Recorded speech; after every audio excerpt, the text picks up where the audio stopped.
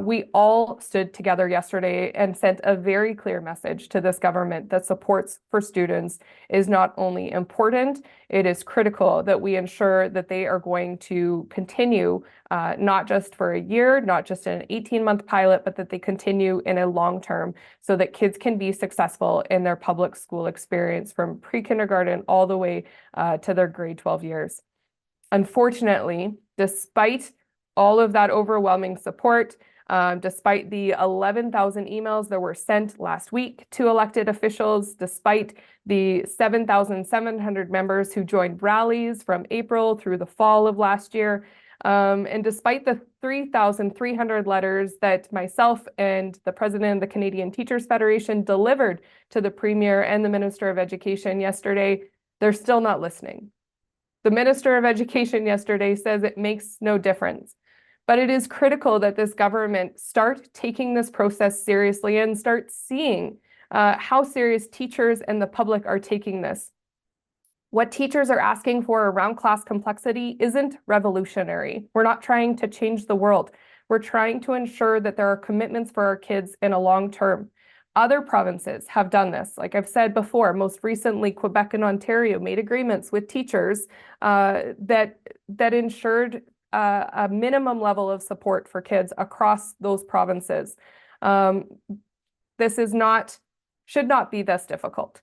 If this government has real intentions of addressing class complexity in the long term, longer than the pilot projects, if they intend on expanding those pilot projects or funding them appropriately to expand, I'm not sure why they are so afraid to include it within an agreement with teachers, unless they just don't want to be held accountable to those commitments. This agreement, though, is not just with government and teachers. This agreement also includes school boards. So an article on class complexity does not take away school boards' ability or their authority in any way to make the decisions at that local level. It only strengthens that ability to make those decisions. Right now, government sets the budget, and school boards have to fit within that budget. And we hear school boards talk about the underfunding of education and the difficult decisions that they're forced to make because of underfunding or funding that doesn't meet the rate of inflation, funding that doesn't meet enrollment increases. So this ensures that not only they have the ability to make those decisions, or at least make better decisions of where additional resources can be allocated to classrooms, it also ensures that there's a mechanism for teacher voice to be included in those conversations, because teachers are the ones who are working on the front lines with kids. Teachers are the ones who see their students every single day. They see their struggles and they know what those kids need. And so having teacher voice included within the decisions will only strengthen the decisions to ensure that kids are the ones who are benefiting from this increased funding and this additional funding intended to address class complexity. We need solutions and we need long-term commitments to solve the problems in class complexity. This isn't going to be solved in 1 year. I've also said that before. This has been a decade-long problem that government has created, but we need to start to see improvements and commitments towards getting us back to where we were when we were first in the country. But again, we're now 8th, and we need to start working our way up that ranking. So today, we are announcing another 5-day countdown to our next sanction action on Monday, or that will begin on Monday, January 22nd. We will provide more information on what that action is no less than 48 hours before that day. And it doesn't have to be this way, though. Teachers don't want to be taking any sanction action. I can guarantee you, teachers would have much rather been in their classrooms yesterday than out on the picket line in that extreme cold. But we cannot continue without knowing that our students will have the adequate supports that they need, and not just in a 1-year time, in a longer period, over an extended period of time where kids can see year after year their needs are being met. This government has said that we've drawn a line in the sand, but it doesn't have to be this way. The support yesterday was absolutely incredible, and we hope that you continue to call on government to change their course and engage in meaningful conversations with teachers at the bargaining table. We can find solutions there. We can make commitments that will benefit kids, not just this year, but in years to come. but we need to have both sides willing to have a meaningful conversation and make a back and forth negotiations and back and forth commitments where both sides can be satisfied at the end of it. And in the end, our goal is that agreement. In the end, our goal is to know that every kid across Saskatchewan has the supports that they need to be successful in their schools. So thank you for joining me today. I'd be happy to take some questions if there are any questions. Laura? So when you say job action, this is, I'm reading between the lines here, you guys are planning to walk off the job once again. Can you just explain what that would look like? Well, will provide additional information on what the specific action could be or will be at a future date, like I said, within or no less than 48 hours before Monday, January 22nd. That job action could be, like you said, another walkout. It could be a withdrawal of voluntary services. It could be a restriction of teachers' hours of work or more of a work to rule. So we'll provide additional information of what the specific action is at a future point in time, no less than that 48 hours prior to Monday. But at this point, we are just letting government know. We're putting them on notice that they've got 5 days, change their mandate. If they change their mandate, we can stop the clock. We can get back to the table and have meaningful conversations.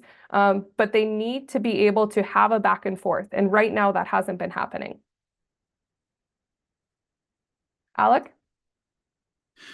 Yeah, so sorry, that was kind of where I was going to go with this.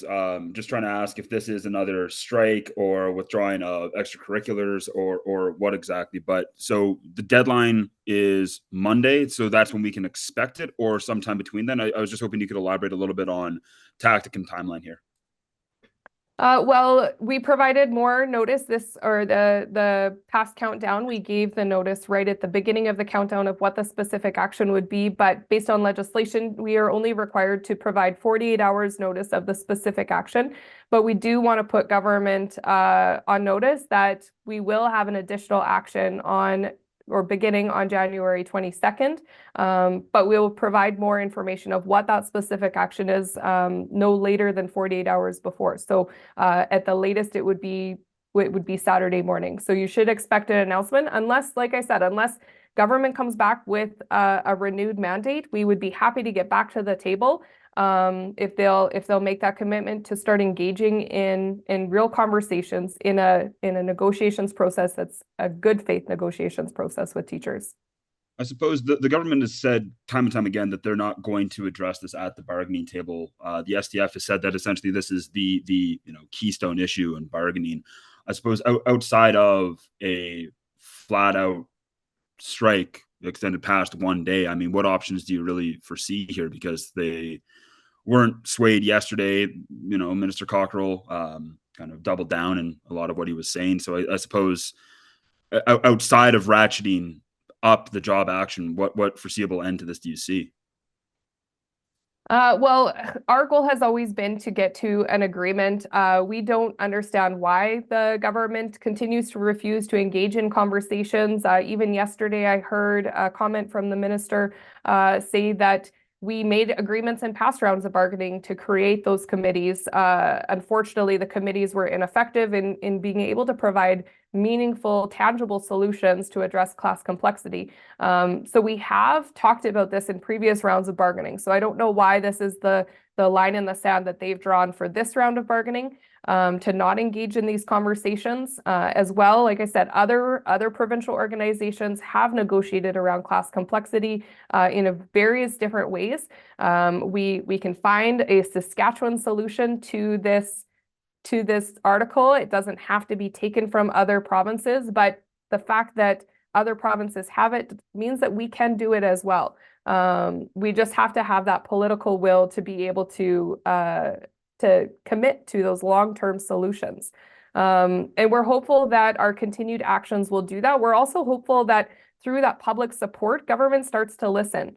Really, government is accountable to the residents, to the members of Saskatchewan. And we saw, like I said, incredible, overwhelming support from members of the public, not just parents, not just students, not just teachers, members of the public who have said, my business depends on having a high quality education system because my employees come from that public education system. Our doctors come from that public education system. And if we don't have a high quality public education system, some of those people will leave our province as well. So we want to ensure that we are investing in our future of this province, and that we are not just supporting kids while they're here, but supporting them for long-term success to live in Saskatchewan. I don't understand why government is refusing to make those commitments for our kids. But like I said, we're hopeful that through the communication that they get from the public, that they start to listen and start to make commitments. And just the last one from me here. Looks like Edmonton School Divisions recently got a contract that does address certain classroom complexity issues. I was just hoping to get your thoughts on that and what that might, I suppose, augur for additional conversations, or where you might like to see CBA talks go. Well, like I said, this isn't new. These are items that other provincial organizations, other local associations have had conversations around. This is not revolutionary. And so governments and transigents, their refusal to have conversations and make commitments, they're the ones that are kind of the outlier among the provinces. So we need to make sure that we are supporting the kids of our province, and that's what teachers are trying to do through the negotiations process. Coralie? Yes, hi. So we heard from a teacher that if negotiations do not progress, the exam week or exam session may be disrupted. Could you comment on that, please? Yeah, absolutely, it could. But like I said, teachers don't want to take these actions. We want to be in our classrooms supporting our kids. And yes, we understand any job sanction that we do is going to create disruption in schools, and it's unfortunate that we see that. But at the same time, we have seen a decade of underfunding in education. So essentially, those kids who are in grade 10, 11, and 12, they have experienced year after year after year, fewer and fewer supports for them. And so one day will create a disruption, but we're hoping for a long-term improvement for students across the province.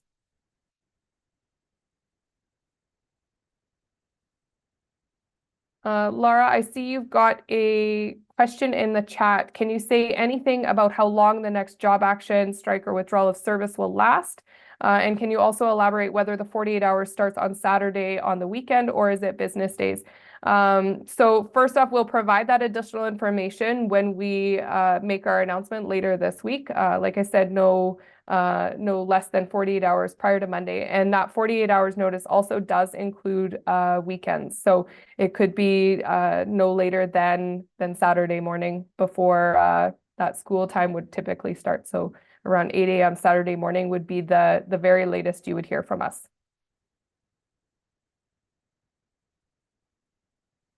Josh? Hi, yes, I'm just curious, I know you're, legally 48 hours is all, you're required to provide in terms of notice.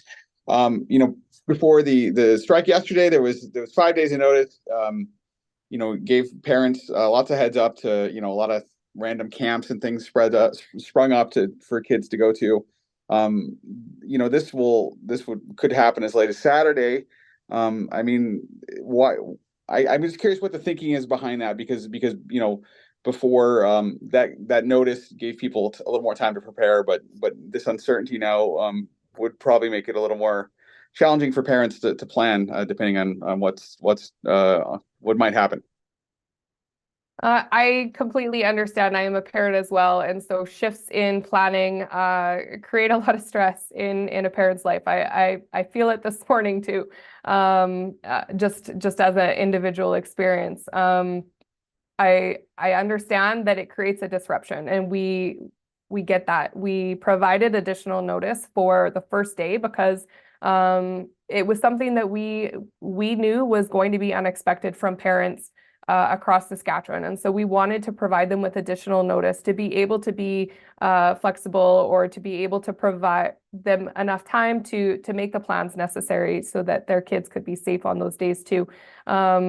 But like I said, we said it last week when we made the announcement that we won't always be providing that much notice. And so that's where we are right now. The 5-day countdown, though, is to, like I said, let people know that a potential action is coming on the Monday, and to encourage them to contact their MLA. Just like I have concerns about the shifting in schedules, I know other parents do. Contact their MLA. They should be more concerned about the experiences that their kids are having. And that's what we heard yesterday.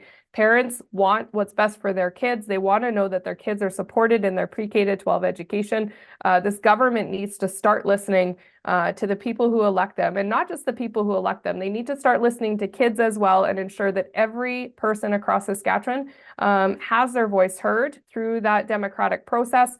And they start responding to those needs and making commitments for a long-term supports. Laura?